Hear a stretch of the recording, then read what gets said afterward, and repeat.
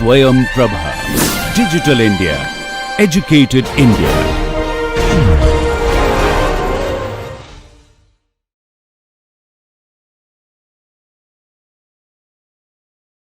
Let us start the class today.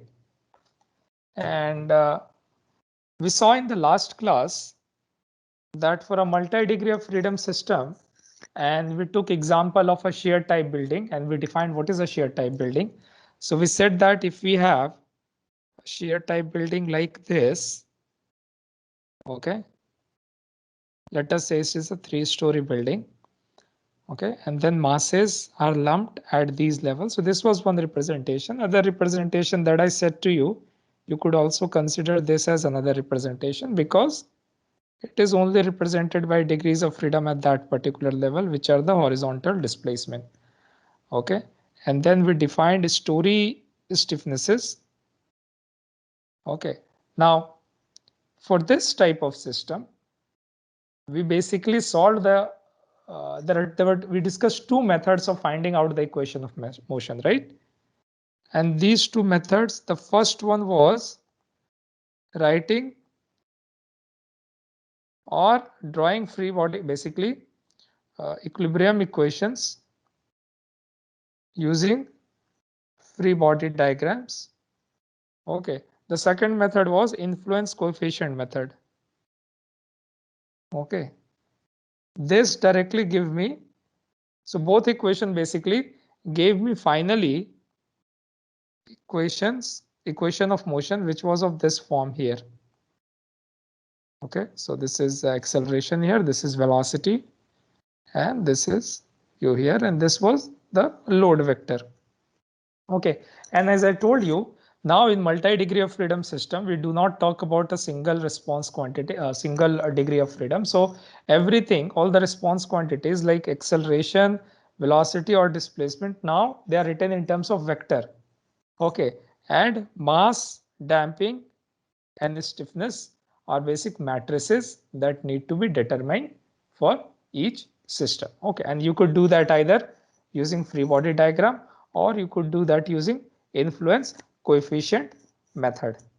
Okay, and we saw that it doesn't matter which method we employ.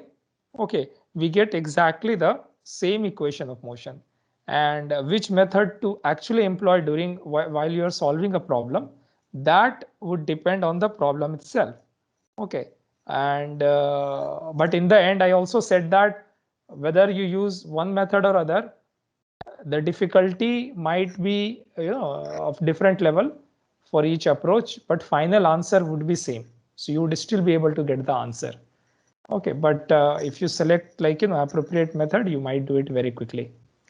Okay, all right, so what we are going to do today, see some application of the methods that we have discussed. Okay, and we already talked about what I'm going to do now. First, let us take an example. We have done shear building, which is a lumped mass system. And for lumped mass system, we said that the mass matrix would be a diagonal matrix as long as degree of freedom are defined along the masses.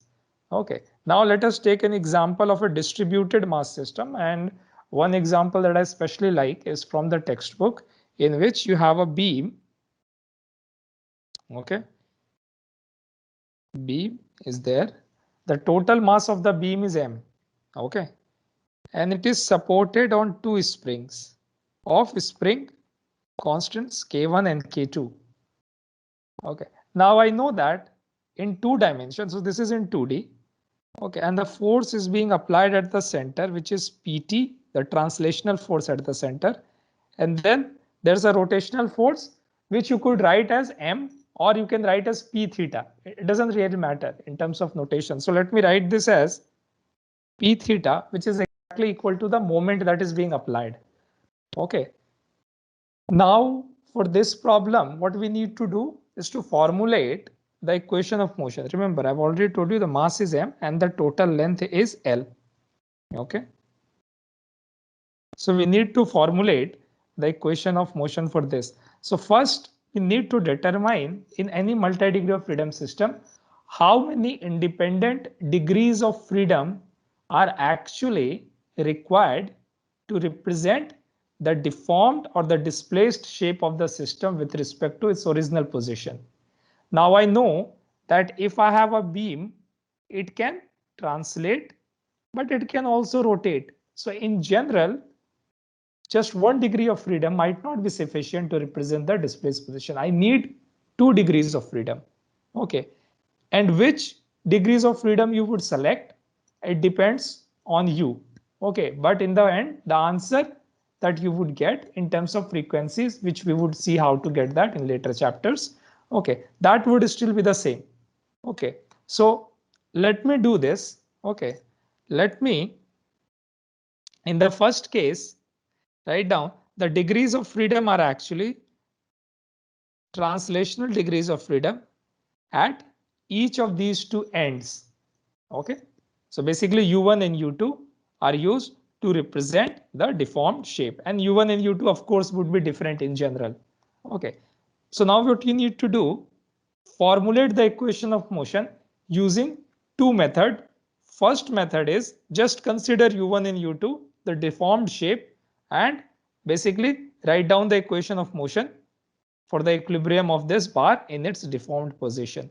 So let us say it is deforming like this, where with respect to original position, this deformation is U1 and then this deformation is U2. Okay, let us say this end is A and this end is B. Okay, now I know that in general, if I have equilibrium equation, I can utilize either summation fx equal to 0 or summation fy equal to 0. Okay, or moment about any point equal to 0. Okay, let us say ma and mb equal to 0. Okay, so what I want you to do, solve this using two methods. In first method, you consider these two conditions to derive the equation of motion, and I'll let you know why. Even if you use other equation of motion instead of using this, if you use, let us say fx equal to 0, which is not going to give you much because you don't have any motion along the x direction. So only feasible option could be fy equal to 0, and let us say summation at the midpoint, which let us call it O, would be equal to 0. So you could utilize this set of equilibrium equation or this set of equilibrium equation either.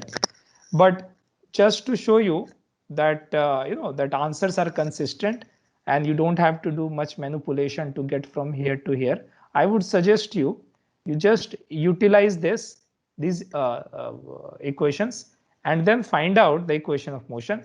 That is the first approach.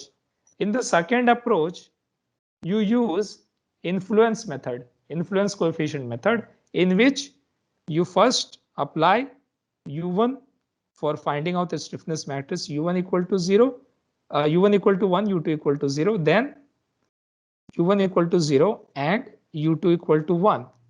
And this would give you what? A stiffness matrix or the mass matrix or the damping matrix. Remember, I'm utilizing the displacement condition, so it would give me a stiffness matrix. Okay. In the second one, to get the mass matrix, you apply acceleration equal to 1 at U1 and then at U2 equal to 0. And then in the second condition, U1 equal to 0 and U2 equal to 1 to get the mass matrix. Okay. So using both these methods, please attempt this problem. Okay. Take 15 minutes and using both approach, get the final answer. And then we are going to discuss that. Is that clear? Okay, so take 15 minutes and solve this problem. Okay, so if you have given enough thought to the problem, and let us say even if you solve it, let us now start doing this problem. Okay, so first I'm going to do the direct method. Okay, and then we are going to utilize the influence coefficient to get the equation of motion. Okay, now in the direct method, let us say in the deformed position, so let us say this is the deformed position. So the force in that spring, and this is the bar that I have here. Okay, force in the spring would be K1 times U1. In this spring, it would be K2 times U2. Now at the center of mass, I have these two forces, external forces, which are PT okay, and p theta. Okay, so I have translational force pt, and then I have rotational force p theta. Now, in addition to that, because this bar is also like, translating and rotating, it would also have translational inertial force and rotational inertial force. And if I want to solve using equilibrium equation, let us apply pseudo inertial force, translation inertial force, and the pseudo rotational inertial force on the system. So it is rotating in this direction.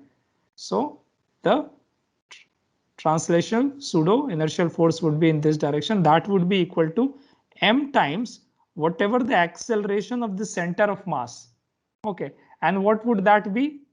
Remember, if this is u1, this is u2, the coordinate at the center of mass, the deformation would be u1 plus u2 by 2. So the acceleration would be again the differentiation of these two. So at the center, okay, this is your acceleration. So I can write down this as u1 double dot plus u2 double dot divided, the whole thing divided by 2. Okay. I hope this is clear.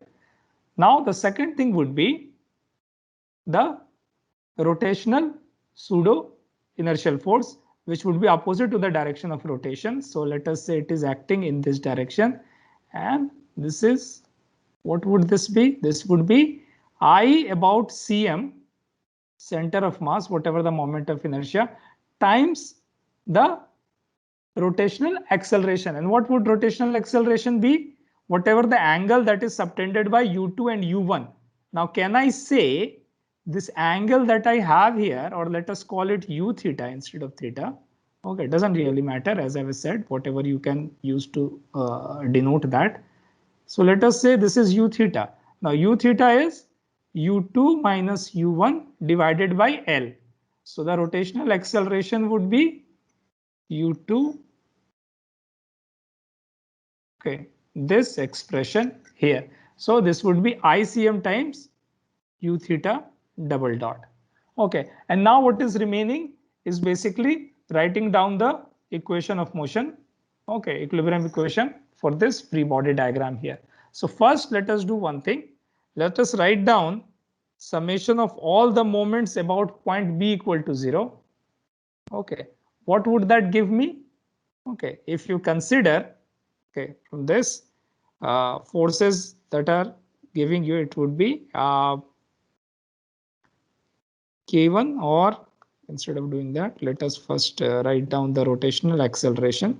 So it would be ICM. Now, what is the ICM of this bar? It would be ml square by 12. Okay, times u theta double dot, which is u2 minus u1 divided by L. So this acting in the clockwise direction. Okay, and then I have k1 u1, which is acting in the anti-clockwise direction. Okay, so I can write this as k1 u1 times L. This is the moment that it is creating there. Okay, then I have, what other quantities I have? Well, I have m times u1 plus u2 divided by 2 times L by 2. And this is again creating anti-clockwise moment, okay, about point B. And then other forces that I have is minus PT, which is creating a clockwise. So this would be positive now, P theta into L, PT into L by 2, and P theta is opposite. Okay, it is anti-clockwise, and this should be equal to 0. Are there any other forces that are remaining? No, I don't think so. Okay, so I can write this one as, okay, if I rearrange this, okay, and combine the term for the acceleration together, what I will get here is actually, remember this LL will cancel off. So I would get M by 12. Okay, plus m by 4 u1 double dot plus m by 12, which is minus plus m by 4. Okay, and because I'm taking everything to the other side, and then I will have k1 u1. I'm also dividing it by L, and when I take it to the other side, I would get as pt by 2 minus p theta by L. Okay, and this would give me, this is basically 12 and m by 3 times u1 double dot plus m by 6 u2 double dot plus k1 u1 is equal to pt by 2 minus p theta by L. Okay, similarly, I can take summation of all the moment about a equal to 0, and that would give me, okay, I'm just writing down the final equation. I hope you can write down this. I can, how I'm writing this, I'm just assuming that, or which I know for a fact, that my mass matrix, even if it has off diagonal term, it would always be symmetric.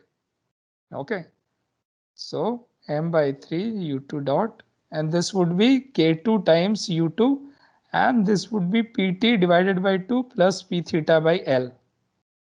Okay, so in terms of matrix, I can write this as m by 3, m by 6, then m by 6, m by 3, this times the acceleration vector, which is u1 double dot and u2 double dot, plus k1 0 0 k2 u1 plus u2, and my force vector as pt divided by 2 minus p theta by L, and then pt divided by 2 plus p theta by L. This is force vector. Okay, so there are some important observation here. Okay, the mass matrix is not diagonal because it's a distributed mass system. Okay, and the degrees of freedom do not correspond to the masses and or the inertia at the center of mass. We will see later if that happens, then this would also become diagonal. What is diagonal here though is the stiffness matrix, and let me tell you why is that happening. Because now if you look at it, K1, there is a single spring K1 which is along the degree of freedom U1, and there is a single spring K2 which is again along the degree of freedom U2. So instead of mass, now my stiffness matrix has become diagonal. Okay, so these are just observation. It's not that you have to know it, but it will give you some insight that in which cases what kind of mass and stiffness matrices are obtained. Okay, and if you look at it carefully, pt and p theta, they do not correspond to the degree of freedom u1 and u2. So what you get in the right hand side is not pt and p theta, but the resultant of pt and p theta at the degrees of freedom u1 and u2, and which comes out to be equal to this quantity here. Okay, we will solve this using another degree of freedom, and that we will see in that case this actually comes out to be pt and p theta. Okay, so this is using direct equilibrium method. Okay, now let us solve this using influence coefficient method. Okay, so now let us solve this influence coefficient method. So in that method, okay, let us first obtain the stiffness matrix. So to do that, I'm going to assume u1 equal to 1 and u2 equal to 0. So that deformed shape would look like something like this. Okay, now and basically what is it? u1 equal to 1 and this is u2 equal to 0. Now to maintain this shape, I know that I have to apply the forces, and these forces are basically what? These forces are at degree of freedom 1, the force, basically force at degree of freedom 1 due to deformation, unit deformation at degree of freedom 1. Okay, force at degree of freedom, let me not write it here, let me just write it here. Okay, K11, and force at degree of freedom 2 due to deformation at degree, unit deformation at degree of freedom 1. So K21. Okay, so now I just need to solve the equilibrium equation for this. Now if you look at it, I had a spring here. So due to unit deformation, the force in that spring would be K1 times 1, and in that would be nothing, K2 times 0, because deformation is 0. Okay, so if you look at it and if you just do summation Fy equal to 0, what you actually get, K11 plus K21 is equal to K1. And if you take moment about, let us say, this point A here, summation Ma equal to 0, it would directly give you K21 equal to 0. So K11 is equal to K1. Okay, so the first column is now known, K11, which is K1, and K21, which is 0. I still need to get the second column. So for the second column, I'm going to assume U1 is equal to 0 and U2 equal to 1. So in that case, the deformed shape would look like this. Okay, so now this U2 is equal to 1 and U1 is equal to 0. So the spring force in this, okay, spring force in this would be just K1 times 0 equal to 0. A spring force in this would be K2 times 1, which would be K2. To maintain this shape, I have to apply forces, right? Which is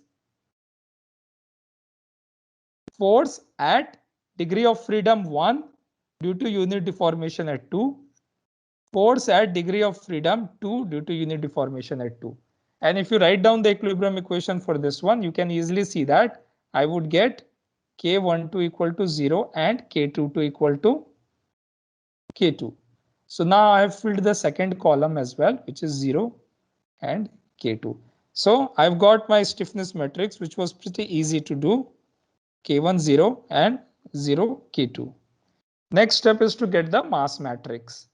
Okay, so let us see how to get the mass matrix. The procedure remains same. Okay, procedure does not change. First, what I'm going to do, apply unit acceleration, okay, along degree of freedom 1, and then the rest of the unit acceleration at the other degrees of freedom equal to 0. So in this case, what would happen? Let us say, okay, now this is not deforming, so there is no stiffness component, right? I'm just talking about acceleration, only the masses are here.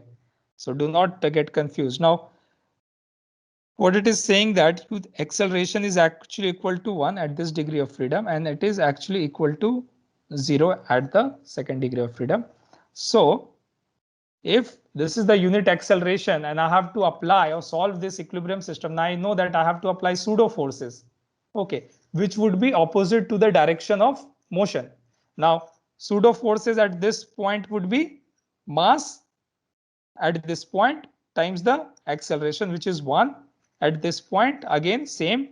So opposite to the direction of motion, I would have pseudo forces, okay, which would, okay, acceleration at any distance, let us say I'm measuring from this point, okay, is basically x by L, right? It is 0 at x equal to 0 at this point, and it is 1 at this one. So if I have the mass per unit length as m by L, at any point Fi x would be what? It is mass per unit length times the acceleration, which is x by L. Okay, so this is what I get as the acceleration in this one, or the inertial force. Now to maintain this, I have to apply the forces, right? To maintain this acceleration, I have to apply, which are basically influence coefficient for the mass matrix. So due to unit acceleration at degree of freedom 1, so the force at degree of freedom 1 due to unit acceleration at degree of freedom 1, force at degree of freedom 2 due to unit acceleration at 1. So let us solve this system. Okay, I know that these forces are basically triangular forces.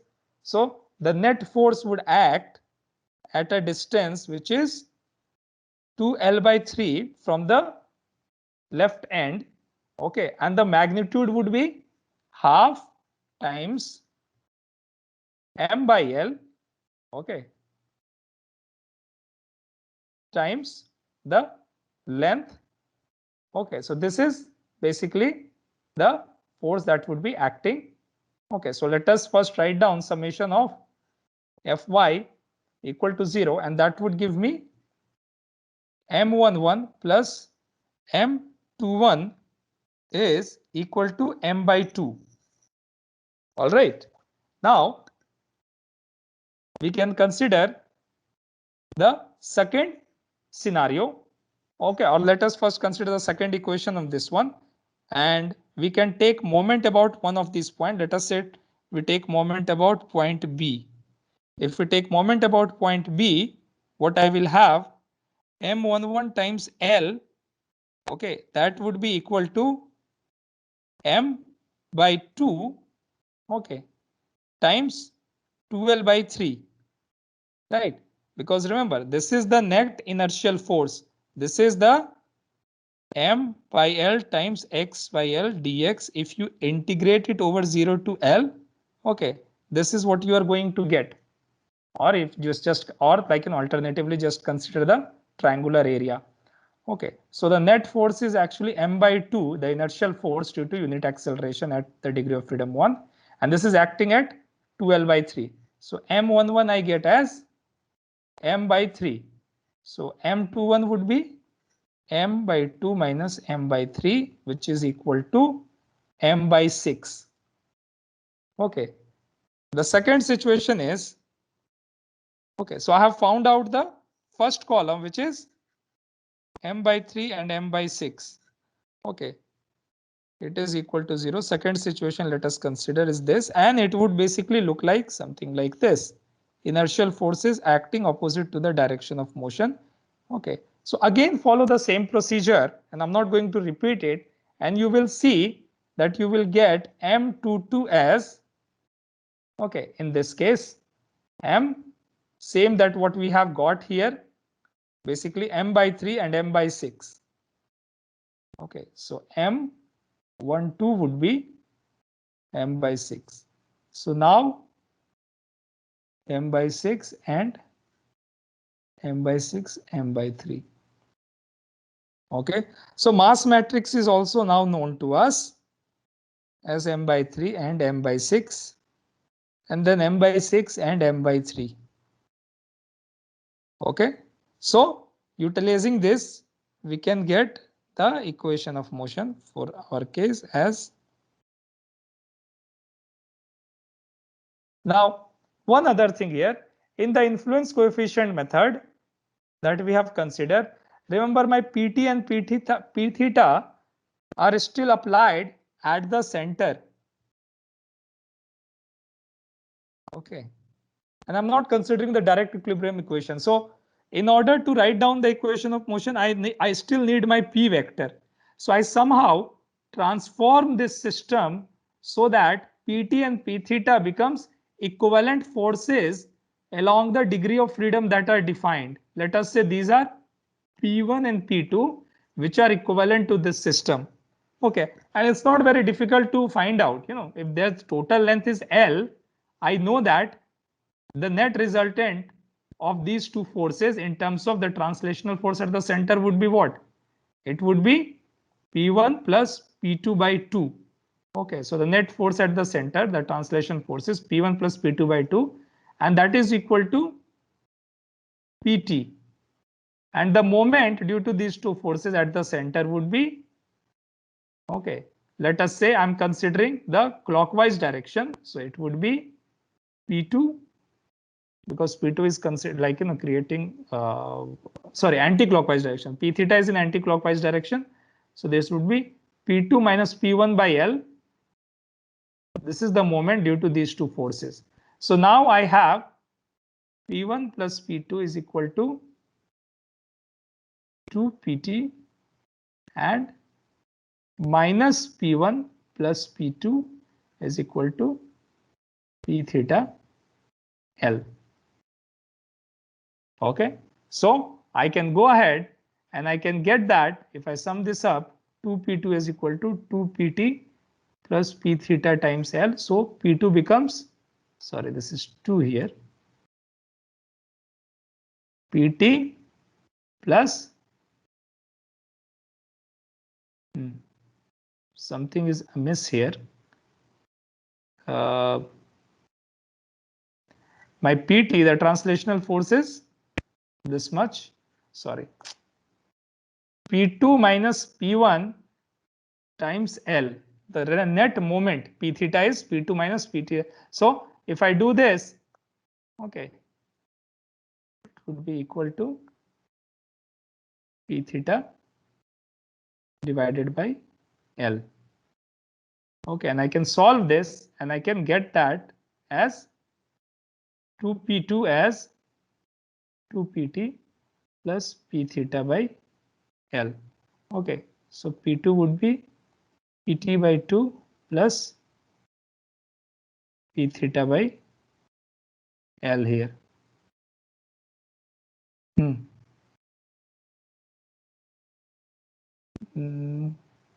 Something wrong again. Sir, 2 pt by 2 will be pt only. pt equal to p1 plus, why I keep doing this, pt equal to p1 plus p2. Sir, in second last equation, 2 pt plus p theta by L. And this one, this should be equal to p2 minus p1 times L by 2. Okay, then if I sum it up, I would get as 2p2 equal to no 2 here. Okay, so no 2 here is equal to pt plus p theta. Okay, there is no L here, remember. Okay, this is simply 2 p theta by L. Okay, so again 2 p theta by L. So p2 becomes pt by 2 plus p theta by L. Okay, and p1 I can find out by subtracting from this equation. Okay, and that would be pt by 2 minus p theta by L. So equivalently, I can write down, remember, I have to write down everything along the degree of freedom. So p vector can now be written as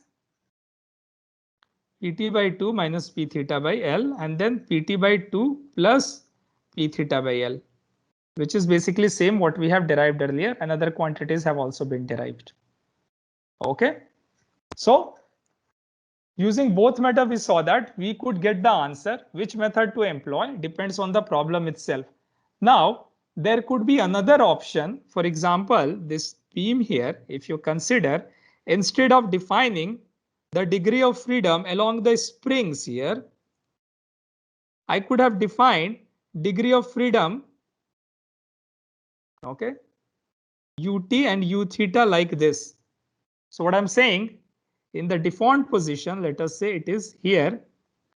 Okay, instead of representing towards using deformation at its two ends, I'm writing it to represent deformation, okay, and the rotation at the center of this beam. So in that case, this is ut here and this angle is u theta here.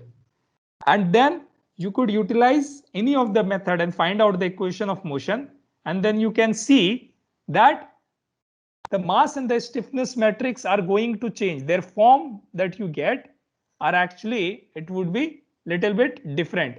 Okay, and that I leave for you to do it. Okay, so basically I just want to write down the final answer. Okay, just to show you something. The mass matrix that you will get here would look like something like this: m0 0 ml square by 12. If you utilize these degrees of freedoms. Okay, and the stiffness matrix that you would get, basically it would look like something like this: k1 plus k2. Okay, and then it would be this is k1 k2 k2 minus k1 divided by L by 2, and it need to be symmetric, so I can directly write down this one as, and this one would be k1 plus k2 times L square by 4. Okay, now if you compare this to the previous equation of motion, okay, this equation of motion, what do you see? In this case, the degrees of freedom were defined along the spring. So we got diagonal matrix for the stiffness. In this case, degrees of freedom are defined along the translational and rotational degrees of freedom or the inertial forces. Okay, so now I see this is my I, the moment of inertia, and this is the mass. Okay, now I get my diagonal matrix, okay, for the mass matrix, but the stiffness matrix, because the degrees of freedom are not defined along this one, now I get as non-diagonal matrix with off diagonal term. And in this case, my P vector would directly become Pt and P theta. Okay. So these things you can observe while you are solving the problem. Other thing that I want to show you, remember, if you consider what I want to do in the deformed position here. Okay. So this one, let me just draw with the dotted line. Initially, my bar was here. This is the degree of freedom I used for the first time, U1 and U2. And this is the degree of freedom that I used for second time, ut and u theta. Can I develop the relation between u1, u2, ut and u theta? Can I say that u1 would be nothing but this ut divided minus this quantity here, which is u theta times L by 2. So u1 is ut minus u theta times L by 2, and u2 is ut plus u theta times L by 2. So if I want to write down the relationship between these two vectors, okay, I can write this down as 1 L by 2. Okay, and this is u1 and u2. So let us say this is u dash to represent the displacement vector for the second case, and this we call the A matrix. Okay, and this, let us say, the displacement vector for the first set of degrees of freedom. So this A matrix, you might have come across this one, or you would come across later, is called transformation matrix. This is just for your knowledge. Okay, you would see this. This is called transformation matrix, which transforms from one coordinate system to other coordinate system. So in this, my coordinate systems or the degree are represented in terms of degrees of freedom ut and u theta. In the first one, it is represented in terms of u1 and u2. So if I want to establish a relationship between these two coordinate system, I can do it using this transformation matrix, and that I get by correlating the degrees of freedom. Once I have the transformation matrix, you would see that,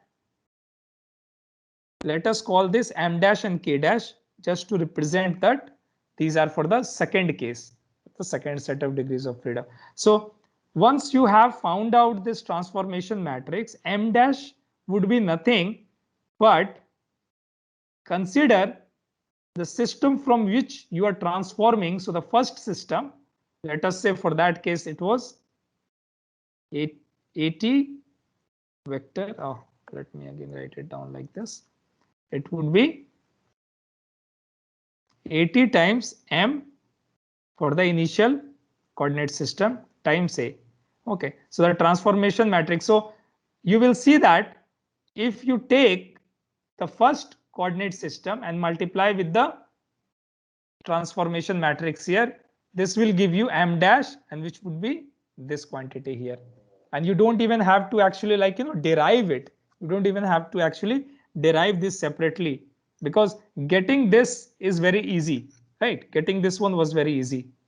And if you have done that, you don't have to derive this. Just use the transformation matrix to get the mass matrix, stiffness matrix in the new coordinate system, as well as the utilizing the transformation matrix. And P dash, which represents the force vector, can also be found out as AT times P. Okay. Is this clear? Any doubt up to this point?